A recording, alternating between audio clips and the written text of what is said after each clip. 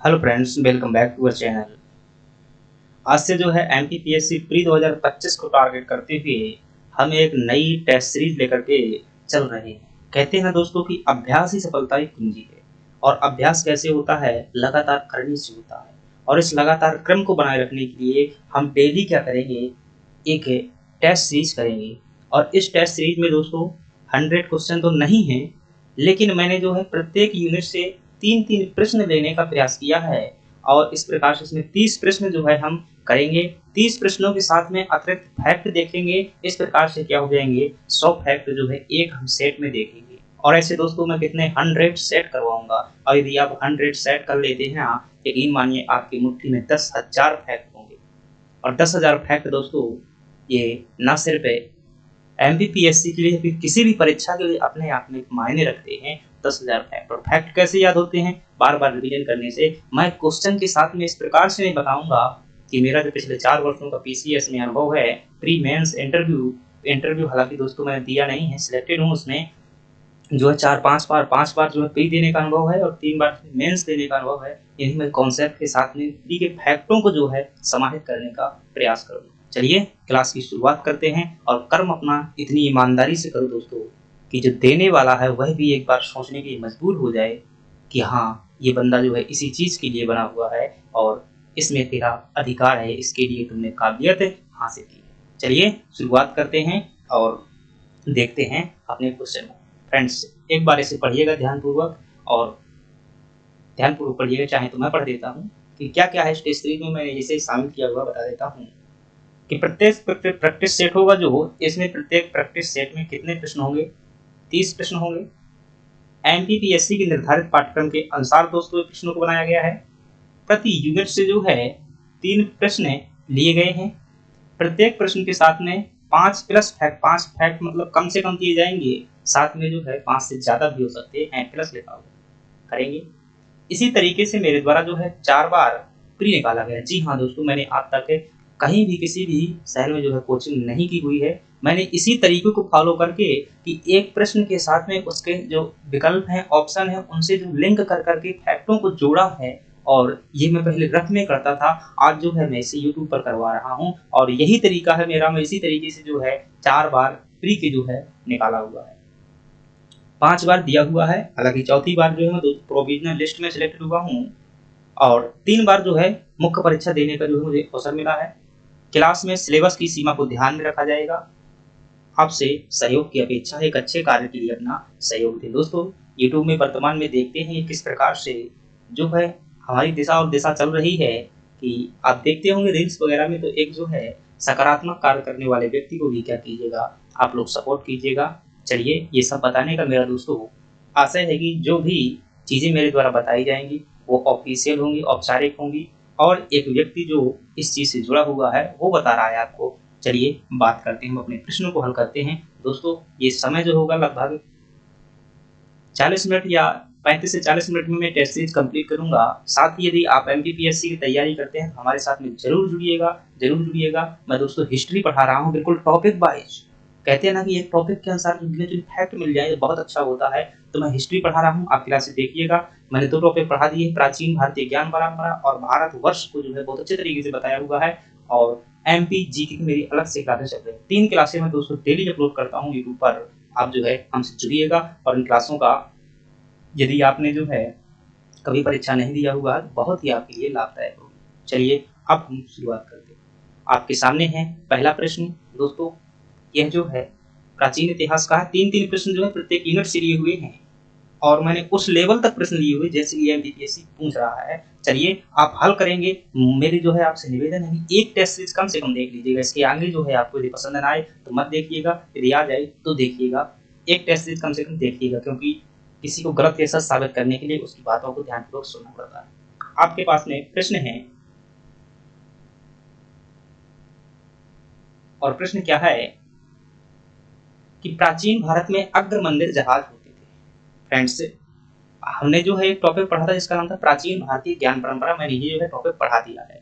उसमें हमने देखा था प्राचीन भारतीय ज्ञान में कि भारतीयों को किन किन क्षेत्रों का ज्ञान था। उसमें देखा था जहाजों के बारे में देखा था। और जहाज उद्योग के बारे में देखा था। जहाज और साथ में नौ परिवहन, मतलब जिसे आप नेविगेशन कहते हैं, जीपीएस कहते हैं। और प्राचीन काल में दोस्तों 3 प्रकार के जहाज हुआ करते थे। हालांकि और भी कई प्रकार के होते थे।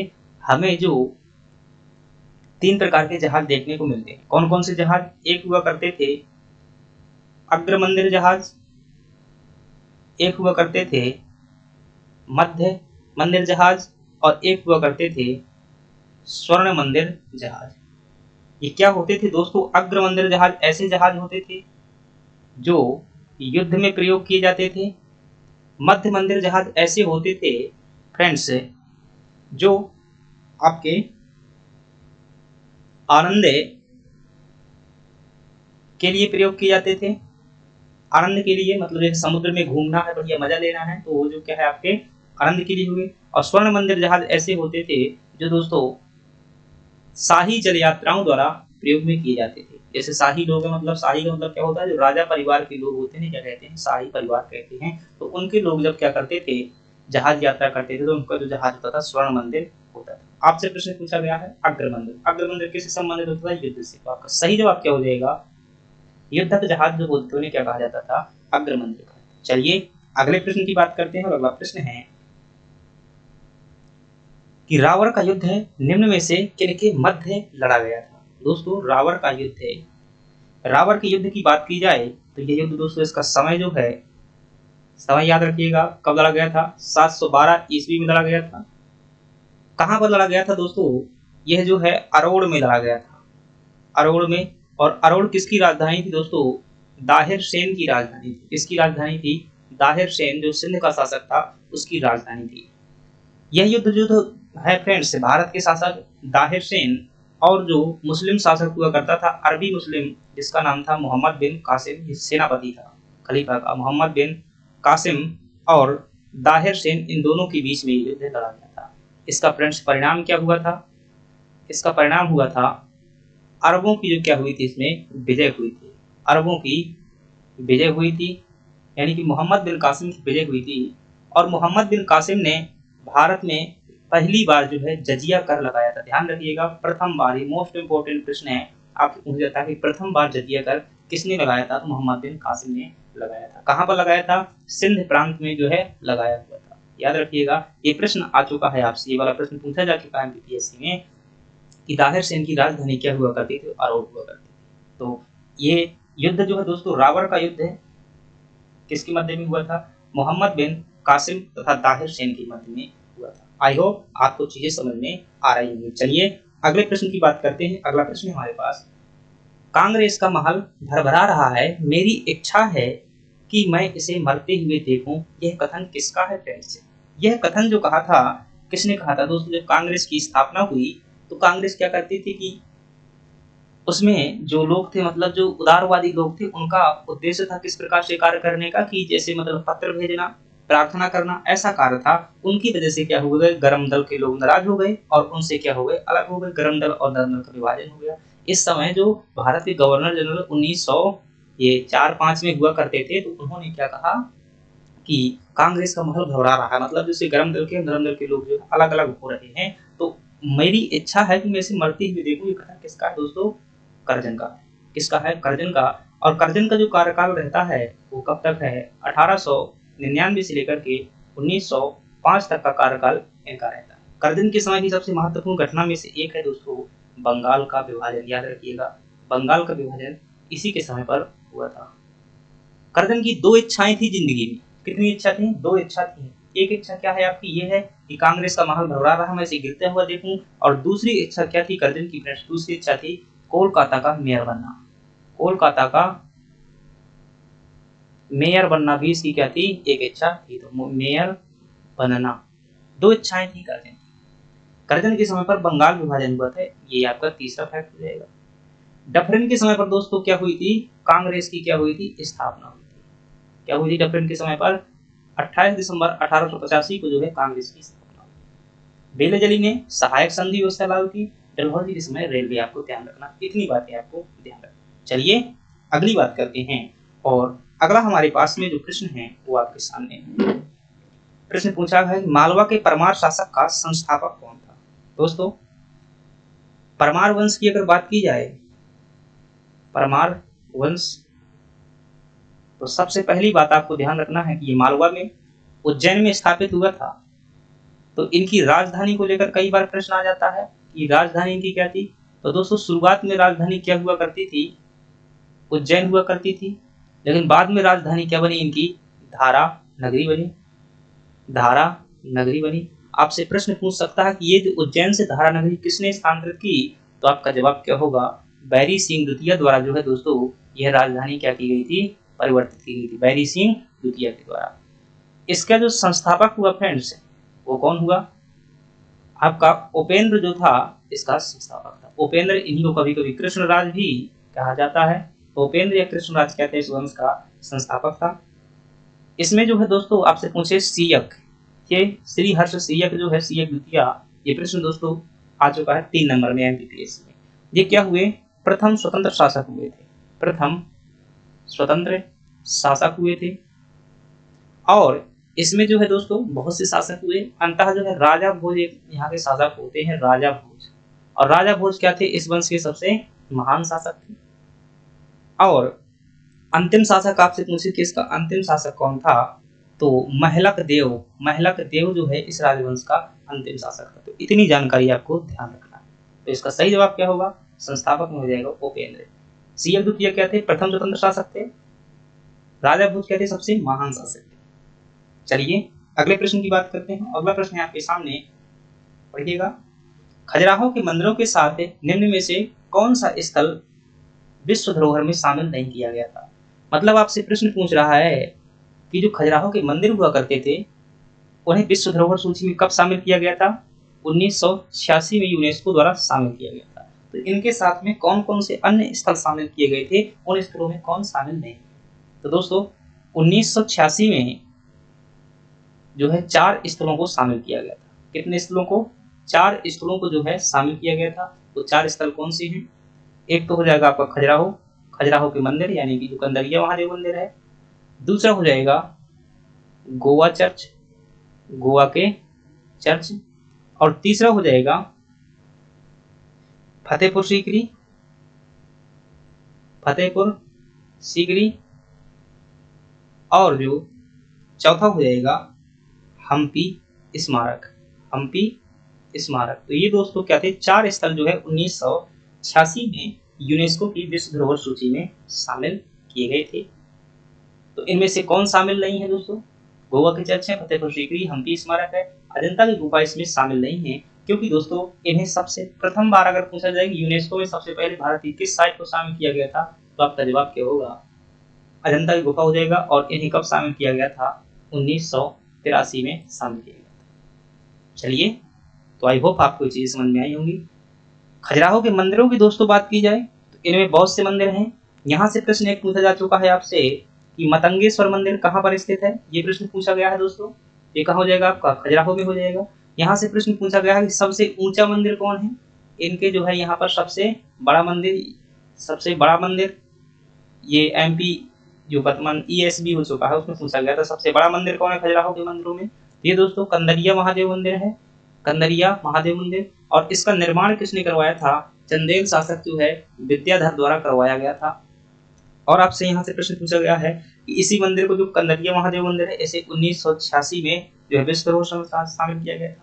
किन शासकों द्वारा बनवाया गया था दोस्तों, तो आपका जवाब होगा कि चंदेल शासकों द्वारा जो है इन मंदिरों को निर्माण करवाया गया था। यह मंदिर जो है दोस्तों अपनी स्थापत्य के लिए दुनिया भर में जाने जाते हैं। स्थापत्य के लिए अगर आप जानना चाहते हैं मंदिरों के बारे में गहराई से, तो मैंने मंदिरों की वीडियो दोस्तों डिटेल्स बताए हुए हैं। इंटरव्यू में किस प्रकार से क्वेश्चन वहां से बनते की बातें बताई हुई है, आप देखिएगा प्ले लिस्ट में आपको मिल जाएगा मंदिर वाले।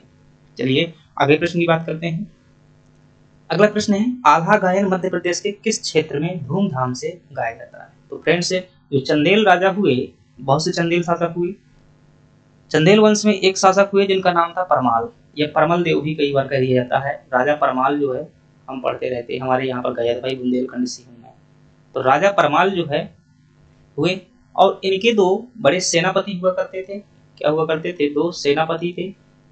हालांकि बहुत से थे सेनापति थे, एक का नाम था आल्हा और एक का नाम था उदल। दोस्तों ऐसा माना जाता है इस कथा के अनुसार कि जो आल्हा उदल का वंश था, ये पांडव का अवतार थे, और जो पृथ्वीराज चौहान का वंश था वो कौरव के अवतार थे। इसलिए इनमें जो है इस जन्म में भी जो लड़ाई दम से खूब होती रही है। तो 1182 में दोस्तों इतिहास के अनुसार बातें कर रहा हूँ, लोक गाथा में तो बहुत कुछ प्रचलित है। तो 1182 में क्या होता है, पृथ्वीराज चौहान का आक्रमण होता है, परंतु इस आक्रमण में पता नहीं इतिहास में जानकारी मिलती है कि चंदेल राजा इसमें पराजित हो गए थे। परंतु इसके पहले जो ये आलाऊ दल थे, चंदेल राजा के पुत्र जिसका नाम था ब्रह्मानंद, उसके लड़के का विवाह यानी कि ब्रह्मानंद का विवाह है पृथ्वीराज चौहान की बेटी बेला से जो है जबरदस्ती करवाया था, मतलब उन्हें दंड बांध करके करवाया था। तो इनकी वीरता जो है दोस्तों काफी प्रचलित है, और ये वीरता कहाँ में देखने को मिल जाती है, आल्हा खंड में देखने को मिल जाती है। किस में देखने को मिल जाती है, आल्हा खंड में देखने को मिल जाती है। और आल्हा खंड की रचना किसने की हुई है, जगनिक ने की हुई है, जो कि उनके एक कवि हुआ करता था। और यही आल्हा उदल का दोस्तों आज भी लोक गाथा गाई जाती है। जैसे कि कहते हैं, अभी मैं भी गाता हूँ भाई, ऐसी बात नहीं है, तो बहुत वीरता पूर्वक जो है इसमें वीर रस प्रधान कविताएं गाई जाती हैं। तो ये कहाँ पर गाई जाती है, हमारे बुंदेलखंड में रक्षाबंधन के समय पर गाई जाती है। ऐसा हुआ था कि भाई पृथ्वीराज चौहान ने जो है महोबा को घेर लिया था, कोई जो है अपनी कजलिया जो है पर्व नहीं मना पा रहा था, तो फिर उधर साधु बन करके आया था और उसने जो है कजलिया पर्व को मनाया था। इसलिए उनकी जो लोक गाथा आज प्रचलित है, बुंदेलखंड में गाई जाती है। चलिए आगे बात करते हैं, निम्न में से कौन सी पहाड़ी महान हिमालय का हिस्सा है। दोस्तों भूगोल के प्रश्न है, आप अगर ध्यानपूर्वक देखेंगे, ये डाफला, मेरी, अभोर, पटकाई, ये पूरी की पूरी पहाड़ियां दोस्तों कहाँ पर स्थित हैं, ये पूरी की पूरी पहाड़ियां जो है आपकी, ये सभी पहाड़ियां पूरी की पूरी कहाँ पर स्थित है, याद रखिएगा, अरुणाचल प्रदेश में स्थित है। अरुणाचल प्रदेश में स्थित है, याद रखिएगा। ये मूल रूप से पहाड़ियां नहीं है, ये क्या है आपकी जनजातियां हैं, और इन जनजातियां जो क्या करती हैं, जनजातियां का इनका क्या है यहाँ पर निवास है, और इनका निवास होने के कारण इन पहाड़ियों का जो है नाम जनजातियों के नाम पर कर दिया गया। एक बार भाई मुझे प्रश्न मिल गया साथ, ये क्या है, तो मेरा गलत हो गया था इसमें, मूल रूप से जनजातियां हैं, पहाड़ी नहीं है ये, और निवास के कारण जो है इन्हें क्या कहा जाता है, पहाड़ी कहा जाता है। कहता है कौन महान हिमालय का हिस्सा है, तो अगर मैं यहाँ पे थोड़ा सा मैप बनाकर आपको बताने का प्रयास करूं, ये मान लीजिए भाई तो पूर्वी भारत का मैप है, ठीक है। तो यहाँ पर ये जो हो जाएगा आपका असम इस प्रकार से बीच में फैला हुआ है, यहाँ पर जो है पहाड़ियां हैं, एक है यहाँ पर डापला, मीरी, अभोर, मिसमी, और यहाँ पर है पटकाई भूम। तो ये दोस्तों चारों पहाड़ियां जो हैं ये आपकी किसका हिस्सा है, ये आपकी जो है शिवालिक हिमालय का हिस्सा है, शिवालिक शिवालिक का हिस्सा है। और ये जो पटकाई भूम है यहाँ पर जो अंत में स्थित, ये किसका हिस्सा है, ये आपकी महान हिमालय का हिस्सा है। तो यहाँ इसका सही जवाब क्या हो जाएगा दोस्तों, ये हो जाएगा पटकाई भूम। तो ये सभी के सभी किसका हिस्सा है, ये जो है शिवालिक का हिस्सा। पूर्वी भारत में जो दोस्तों यहाँ पर जो आगे चल करके यहाँ हिमालय जिस प्रकार से पाया जाता है, म्यांमार साइड भी इसे क्या कहा जाता है, अराकोनयुमा कहा जाता है, अराकोनयुमा कहा जाता है। और यहाँ पर दोस्तों एक जो यहाँ पर मिल जाएगा आपको मेलासिस बेसन, मेलोसिस बेसन, ये आपसे पूछा गया प्रश्न है एमपीपीएससी में। मेलोसिस बेसन कहाँ पर पड़ता है, ये आपका मिलेगा मिजोरम में। कहाँ पर मिलेगा, मिजोरम में मिल जाएगा, ये भी पूछा गया प्रश्न है। चलिए अगली बात करते हैं, अगला प्रश्न है कि उत्तर भारत में शीतकाल में होने वाली वर्षा का मुख्य कारण क्या है। तो हम जानते हैं दोस्तों, इस प्रकार से मैं बहुत साधारण सी भाषा में अगर बताने का आपको प्रयास करूं, ये भारत है हमारा, मान लीजिएगा यहाँ पर क्या है भाई, यहाँ पर एक सागर पड़ता है, और इस सागर मैं बनाऊं क्या वैसा ही रहने दीजिए, यहाँ पर एक सागर पड़ता है, इस सागर का नाम है भूमध्य सागर। क्या नाम है, भूमध्य सागर नाम है। अब भूमध्य सागर से दोस्तों इस प्रकार से क्या चलती है, जेट स्ट्रीम चलती है, इस प्रकार से भारत की ओर क्या चलती है, जेट स्ट्रीम चलती है। लेकिन जैसे ही ठंडी होती है दोस्तों, इसी समय पर यहाँ पर भूमध्य सागर में एक चक्रवात उत्पन्न होता है। क्या होता है, चक्रवात उत्पन्न होता है। चक्रवात जो है क्या है, घूमने वाली वायु राशि होती है। चक्रवात उत्पन्न होने के कारण दोस्तों, चूंकि ये जल के आसपास उत्पन्न होता है, इसलिए वो नमी ग्रहण कर लेता है, और नमी के साथ जो है जेट स्ट्रीम के साथ में आ जाता है, और ये जेट स्ट्रीम आकर के भारत में टकराती है, इस प्रकार से हिमालय पर्वत पर टकराती है। तो यहाँ पर तो हो जाएगा आपका हिमालय, तो एक जेट स्ट्रीम वहां चली जाती है, एक जेट स्ट्रीम यहाँ पर आ जाती है, और ये यहाँ टकरा कर उत्तर भारत में वर्षा करती है। और इसे क्या कहा जाता है दोस्तों, पश्चिमी विक्षोभ कहते हैं। क्या कहते हैं, पश्चिमी विक्षोभ कहते हैं। तो किस कारण से वर्षा होती है? पश्चिमी विक्षोभ के कारण होती है। पश्चिमी विक्षोभ आपका सही जवाब हो जाएगा। लौटते हुए मानसून से दोस्तों ये तमिलनाडु में वर्षा होती है। कहाँ पर होती है? तमिलनाडु में वर्षा होती है। तिब्बत का पठार कोई मतलब नहीं, बंगाल की खाड़ी कोई मतलब नहीं। आप ध्यान रखेंगे कि जो ये वर्षा होती है ना इस टाइम पर भारत में, इसे क्या कहा जाता है? ये प्रश्न भी पूछा जाता है। मावट कहते हैं इसे। मावट हमारे यहाँ पर से माहौट कहते हैं। माहौट अगर बुंदेलखंड गए तो आपको पता होगा माहौट क्या होती है। चलिए अगले प्रश्न की बात करते हैं। अगला प्रश्न है कि 2011 की जनगणना के अनुसार भारत का जनसंख्या घनत्व कितना है? तो ये फैक्ट है, नंबर याद करना थोड़ा सा मुझे मुश्किल होता है। तो 236 जो है आप यहाँ पर देख पा रहे हैं, ये तो मध्य प्रदेश का है। तो 36 जनसंख्या घनत्व किसका है? मध्य प्रदेश का है। तो यहाँ आपको जहाँ तक मुझे याद है 282 है। तो आप एक बार चेक करिएगा, थोड़ा सा मैं कंफ्यूज हो रहा हूँ। 282 जो है सही इसका। जनसंख्या घनत्व क्या होता है? जैसे कि एक ये जनसंख्या चेक कर लीजिएगा एक बार, मैं हैंड कर रहा हूँ। जनसंख्या घनत्व क्या होता है? जैसे कोई निश्चित क्षेत्र है, प्रति वर्ग मतलब मान लेते हैं कि एक ना क्षेत्र है, 1 वर्ग किलोमीटर का एरिया है। तो प्रति वर्ग किलोमीटर के एरिया में रहने वाले लोगों की संख्या क्या कहलाती है? जनसंख्या घनत्व कहलाती है। सर्वाधिक जनसंख्या घनत्व किसका है दोस्तों? बिहार राज्य का जो है सर्वाधिक जनसंख्या घनत्व है। और जो है न्यूनतम कहाँ पर मिल जाएगा? न्यूनतम जो सबसे कम जनसंख्या घनत्व मिलेगा वो कहाँ पर मिलेगा? ये भी आप देखिएगा। चलिए अगली बात करते हैं। सबसे ज्यादा वैसे दिल्ली में है, यदि बात की जाए राज्यों में बात की जाए तो बिहार में हो जाएगा, लेकिन वैसी बात की जाए मतलब शहर समेत में केंद्र शासित प्रदेश में, तो वहां पर दिल्ली हो जाएगा। चलिए अगली बात करते हैं। सबसे कम में अगर आपसे पूछे जनसंख्या कम तो कहाँ पर है, तो इसका जवाब आप लिख देंगे अरुणाचल प्रदेश में जो है सबसे कम जनसंख्या घनत्व है। अगला प्रश्न है बोरी घाटी निम्नलिखित में से किस जिला में स्थित है? तो फ्रेंड्स ये बोरी घाटी आपकी नर्मदापुरम में स्थित है। और ये किस लिए जानी जाती है? ये सागौन वनों के लिए जानी जाती है। सागौन वन जो है यहाँ पर बड़ी मात्रा में पाए जाते हैं। सागर दोस्तों, सागर को मध्य प्रदेश को कई बार स्विट्जरलैंड भी कह दिया जाता है। और यहाँ पर क्या स्थित है? हरि सिंह गौर विश्वविद्यालय है। और नौरादेही अभ्यारण्य जो है ये दोस्तों कुछ हिस्सा इसका सागर में भी आता। बैतूल में देखेंगे तो बैतूल में बहुत सारी चीजें हैं। तो यहाँ पर जो है ताप्ती नदी का उद्गम कहाँ से होता है? बैतूल से होता है, आप याद रखिएगा। बैतूल में जो है एक पहाड़ी है जिसका नाम है मुल्ताई पहाड़ी, उसी मुल्ताई पहाड़ी से ताप्ती नदी का उद्गम होता है। खंडवा जो है, खंडवा में दोस्तों बात करें तो यहाँ पर हनुमंतिया टापू है। क्या है? हनुमंतिया टापू कहाँ पर है? खंडवा में है। चलिए जल पर्यटक स्थल है मध्य प्रदेश का। ओंकारेश्वर बांध भी आपका खंडवा में ही है। मध्य प्रदेश में ग्रीष्म ऋतु को क्या कहा जाता है? तो फ्रेंड्स मध्य प्रदेश में जो ग्रीष्म ऋतु को क्या कहते हैं? हम यूनाला कहते हैं। और सियाला किसे कहा जाता है? दोस्तों जो शीत ऋतु होती है मध्य प्रदेश में, शीत ऋतु को क्या कहते हैं? सियाला कहते हैं। और जो वर्षा ऋतु होती है उसे क्या कहते हैं? चौमासा कहते हैं। मध्य प्रदेश में दोस्तों औसतन वर्षा आपसे पूछी जाएगी, औसतन वर्षा कितनी होती है?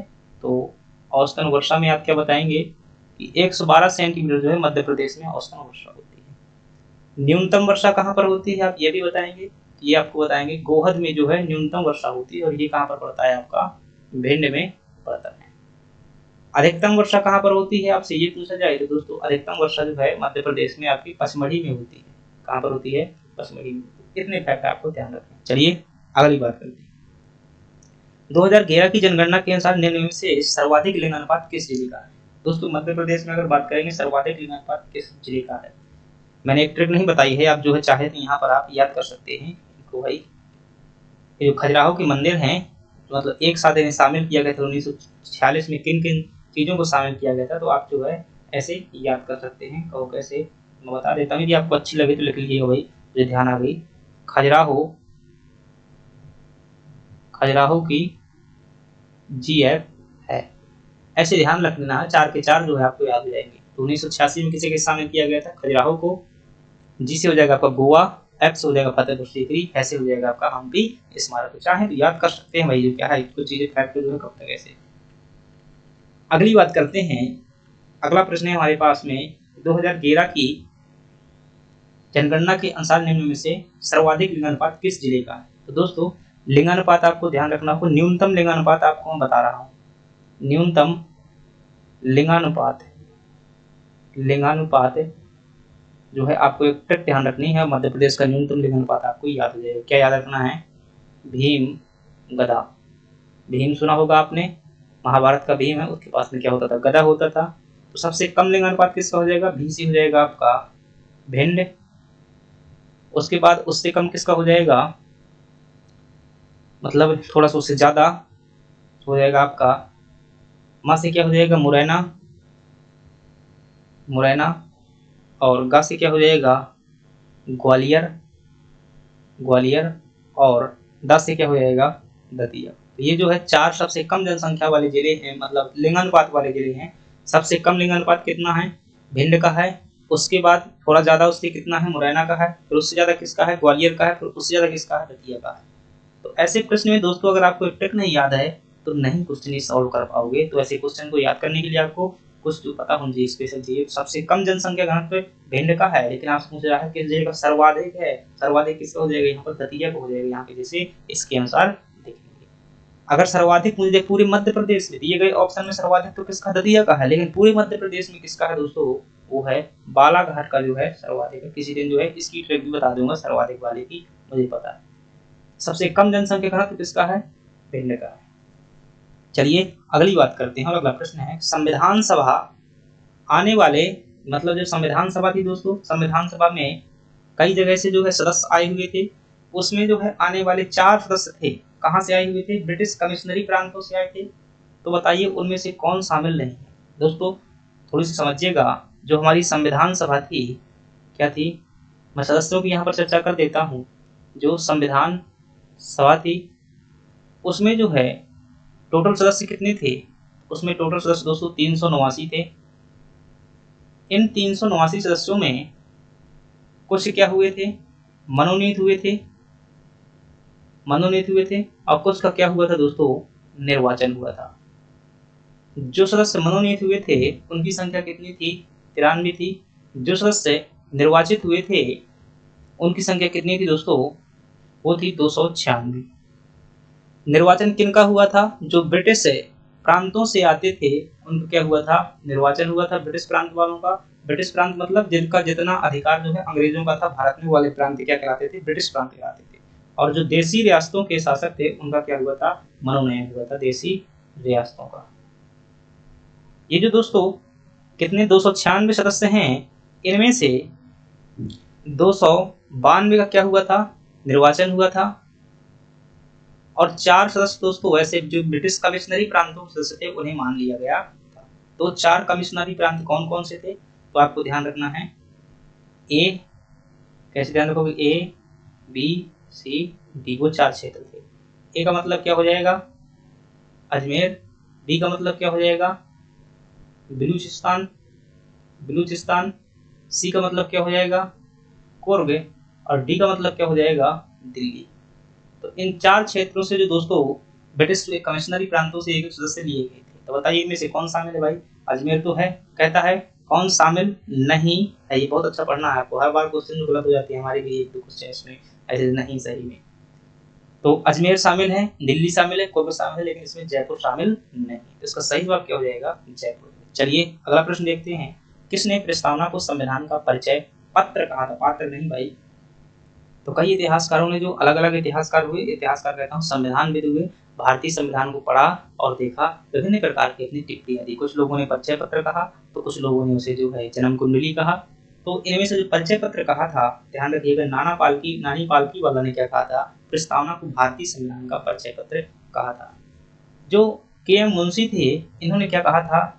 संविधान की जन्म कुंडली कहा था। क्या कहा था? कि संविधान की जन्म कुंडली है क्या? प्रस्तावना। ठाकुरदास भार्गव ने क्या कहा था? कि प्रस्तावना जो है संविधान की आत्मा है, आभूषण भी है यही, आत्मा, आभूषण और महत्वपूर्ण भाग। महत्वपूर्ण भाग, महत्वपूर्ण क्या है? ये भाग है। ऐसा किसने कहा?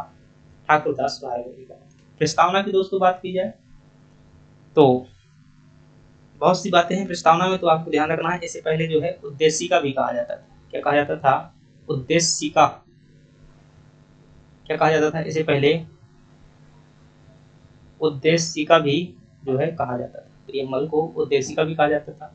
ऐसा इसलिए क्योंकि नेहरू द्वारा जो है उद्देश्य प्रस्ताव पारित करवाया गया था। उद्देश्य प्रस्ताव हुई, आगे चल करके प्रस्तावना बनी, इसलिए इसे क्या कहा गया, उद्देश्य कहा गया। चलिए अगले प्रश्न देखते हैं। अगला प्रश्न है कि राज्य विधानमंडल में, जो राज्य विधानमंडल होता है उसमें जो है निम्नलिखित में से कौन शामिल नहीं होता। दोस्तों राज्य विधानमंडल है, उसमें राज्यपाल होता है, विधानसभा होती है, विधान परिषद होता है, लेकिन मुख्यमंत्री जो उसमें शामिल नहीं होता। हालांकि मुख्यमंत्री जो है दोस्तों मंत्रिमंडल का सदस्य होता है, लेकिन डायरेक्ट जो है इसमें 3 सदस्य ही होते हैं। जिस प्रकार से केंद्र में राज्यसभा, लोकसभा और राष्ट्रपति होते हैं, उसी प्रकार से राज्यों में राज्यपाल, विधान परिषद और विधानसभा होते हैं।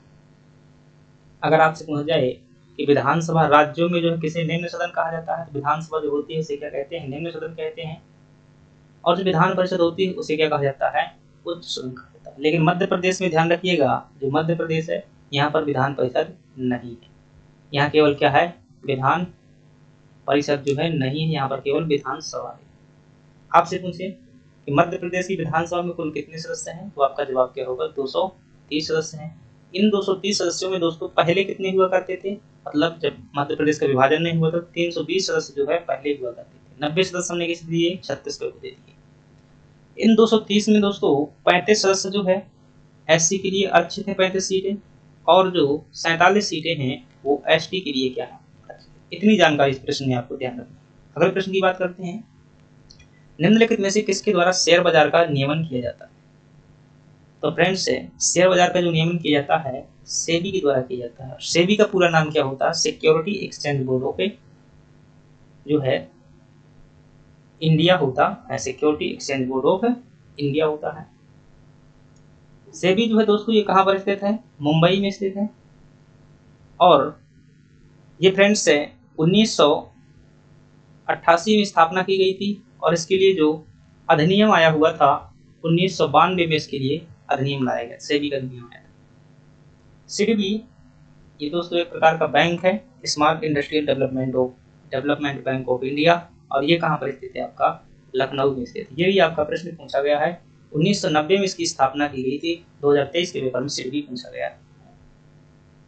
आरबीआई दोस्तों बात करें, भारत का सबसे बड़ा जो केंद्रीय बैंक है, सर्वप्रमुख बैंक है, वो क्या है आपका, आरबीआई है। चलिए अगले प्रश्न की बात करते हैं। अगला प्रश्न है कि मध्य प्रदेश की जीडीपी में सर्वाधिक योगदान किस क्षेत्र का। फ्रेंड्स अगर मध्य प्रदेश की जीडीपी में देखा जाए तो लगभग 46% का योगदान किसका देखने को मिलता है, प्राथमिक क्षेत्र को देखने को मिलता है, और सेवा क्षेत्र का जो है वो मतलब द्वितीय क्षेत्र का सबसे कम। चलिए अगला प्रश्न देखते हैं। अगला प्रश्न है कि सर्वाधिक क्षेत्रफल पर जैविक कृषि करने वाला राज्य कौन सा है। तो फ्रेंड्स आपसे पूछते हैं कि सर्वाधिक क्षेत्रफल पर जैविक कृषि करने वाला राज्य कौन है, तो वो तो कौन सा है, मध्य प्रदेश। लेकिन पूछा जाए कि मैं मतलब पूर्णतया जैविक कृषि करने वाला राज्य कौन सा है, पूर्णतया जैविक कृषि करने वाला प्रथम राज्य कौन बना है, तो वो आपका कौन सा हो जाएगा, सिक्किम हो जाएगा। आपसे पूछा जाए कि राष्ट्रीय जो मतलब जैविक कृषि नीति कब लाई गई थी, 2011 में दोस्तों जो है इसके लिए क्या लाई गई थी, नीति लाई गई थी। कब, 2011 में जो है नीति लाई गई। जैविक कृषि क्या होती है, किसी प्रकार के रसायनों का प्रयोग न करना, प्राकृतिक चीजों का प्रयोग करना, जैसे गोबर, हरी खाद ऐसा प्रयोग करना जैविक कृषि कहलाती है। ये पर्यावरण अनुकूल होती है। अगला प्रश्न है वायु प्रदूषण नियंत्रण निवारण अधिनियम किस वर्ष लाया गया था। फ्रेंड्स वायु प्रदूषण नियंत्रण निवारण अधिनियम जो है आपका 1981 में ध्यान रखिएगा लाया गया था, और 1974 में जो है दोस्तों जल प्रदूषण नियंत्रण निवारण अधिनियम लाया गया था। और ये जो है एमपीपीएससी 2024 के पेपर में जो है प्रश्न आया था, जल प्रदूषण नियंत्रण निवारण अधिनियम कब लाया गया था, तो आपका जवाब क्या होगा, 2024 में लाया गया था। अगली बात करें फ्रेंड्स, एक प्रश्न और आया हुआ है कि वायु प्रदूषण जो है भाई, जो मतलब ग्रीन मफलर जो होता है, मफलर ये किसके लिए प्रयोग किया जाता है, तो भाई वैसे तो ये ध्वनि प्रदूषण के लिए प्रयोग होता है, लेकिन एमपीपीएससी ने इसके 2 उत्तर मांगे थे, ध्वनि प्रदूषण और वायु प्रदूषण दोनों के लिए प्रयोग होता है। चलिए अगले प्रश्न की बात करते हैं, थोड़ा समय जो ज्यादा हो रहा होता है। निम्नलिखित में से कौन पर्यावरण मित्र है। दोस्तों पर्यावरण मित्र होने का मतलब क्या है, जो चीजें प्राकृतिक होती हैं, जो पर्यावरण को नुकसान नहीं पहुंचाती, वो क्या कहलाती है, पर्यावरण मित्र कहलाती है। तो पॉलीथीन भाई ये तो नहीं है, नुकसान पहुंचाती है। डिजिटल बोर्ड वो भी प्लास्टिक का बना हुआ है ना, वो भी तो कई केमिकल रसायन होते हैं, नुकसान पहुंचाएगी। यूरिया खाते हैं।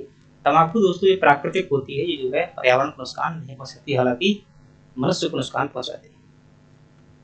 अगले प्रश्न की बात की जाए, अगला प्रश्न है निम्नलिखित में से कौन सा रोग आनुवांशिक।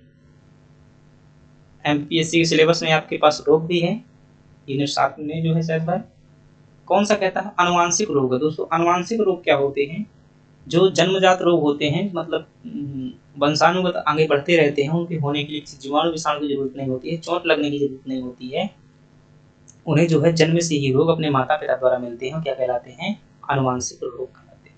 और दोस्तों आनुवांशिक रोग कौन है पूछ रहा है। कुष्ठ रोग फ्रेंड्स अगर बात की जाए तो ये जीवाणु से होने वाला रोग है, जीवाणु से होने वाला रोग है। मलेरिया की बात करें तो ये परजीवी से होने वाला रोग है, यानी प्रोटोजोआ से होने वाला रोग है। तपेदिक की बात की जाए टीबी, ये भी आपका किससे, जीवाणु से होने वाला रोग। तो आपका हीमोफीलिया क्या हो जाएगा, सही जवाब हो जाएगा। ये क्या आनुवांशिक रोग है। इसमें दोस्तों थोड़ी सी चोट लगना भी क्या है, मृत्यु का कारण बन सकता है। इसमें जो है रक्त का थक्का नहीं बनता है। कभी पूछे से रक्त का थक्का किस रोग में नहीं बनता है, तो आपका जवाब क्या हो जाएगा कि रक्त का थक्का नहीं बनता है, हीमोफीलिया। ये जो दोस्तों हीमोफीलिया रोग है, इसे शाही रोग भी कहा जाता है। शाही रोग भी कहा जाता है क्यों, क्योंकि ब्रिटेन की महारानी जो रही हैं उनको जो वंशानुगत रूप से रहता रहा है। आनुवांशिक की इकाई दोस्तों आपसे पूछिए क्या होती है, आनुवांशिकता की इकाई क्या होती है, तो आपका जवाब क्या होगा, जीन जो है आनुवांशिकता की इकाई होती है। चलिए अगला प्रश्न देखते हैं। अगला प्रश्न है कि निम्नलिखित में से कौन प्राकृतिक आपदा नहीं।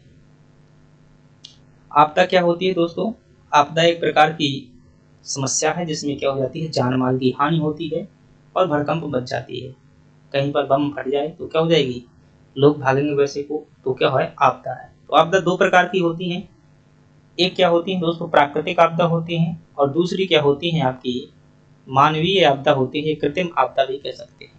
जो जिसका कारण जो क्या होता है मनुष्य होता है, वो मानवीय आपदा कहलाती है। बताइए इनमें से क्या, भूकंप का कारण मनुष्य है, तो दोस्तों प्राकृतिक होता है भूकंप, जो है ज्वालामुखी फटने से और कई बार चट्टानों को टकराने से होता है, ज्वालामुखी भी प्राकृतिक होता है।